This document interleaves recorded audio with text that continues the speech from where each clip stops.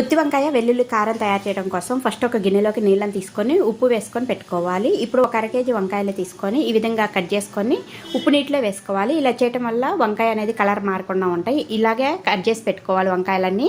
ఇప్పుడు gas on చేసుకొని pan పెట్టుకొని 2 టేబుల్ స్పూన్లు ఆయిల్ వేసుకొని ఆయిల్ కొద్దిగా వేడైనాక ఇలా కట్ చేసుకున్న వంకాయలు వేసుకొని ఒకసారి బాగా కలిపేసి మూత పెట్టేసి 1 నిమిషం పాటు మగ్గినాక ఇప్పుడు 1 స్పూను సాల్ట్ వేసుకొని వీటన్నిటిని మళ్ళీ కలిపేసి మరి 2 నిమిషాల పాటు ఇలా మగ్గినాక ఇప్పుడు కట్ చేసి పెట్టుకున్న కొన్ని ఉల్లిపాయ ముక్కలు, 2 రెమ్మల కరివేపాకు, 1 స్పూను తాలింపు గింజలు కూడా వేసుకొని బాగా కలుపుకొని 1/2 టీ స్పూన్ పసుపు కూడా వేసుకొని మరోసారి బాగా కలిపేసి మూత పెట్టేసి ఒక 5 నిమిషాల పాటు మగ్గనివ్వాలి. ఇలాగా చిన్న మిక్సీ జార్ తీసుకొని ఒక 7 వెల్లుల్లి రెబ్బలు, 1 స్పూన్ ధనియాలు, 1 స్పూన్ జీలకర్ర, 2 స్పూన్ల వరకు కారము, రుచి సరిపడిన ఉప్పు వేసుకొని వీటన్నిటిని మెత్తగా మిక్సీ పట్టుకోవాలి. చూడండి ఇక్కడ వీడియోలో చూపిస్తున్నాను. ఈ విధంగా మిక్సీ పట్టుకొని వంకాయలు కూడా బాగా మగ్గినాయండి. ఇప్పుడు మనం మిక్సీ వేసి పెట్టిన వెల్లుల్లి కారం కూడా వేసుకొని ఒకసారి బాగా కలుపుకున్నామంటే గుత్తి వంకాయ వెల్లుల్లి కారం రెడీ అండి. వేడి వేడి అన్నంలోకి సూపర్గా ఉండేది.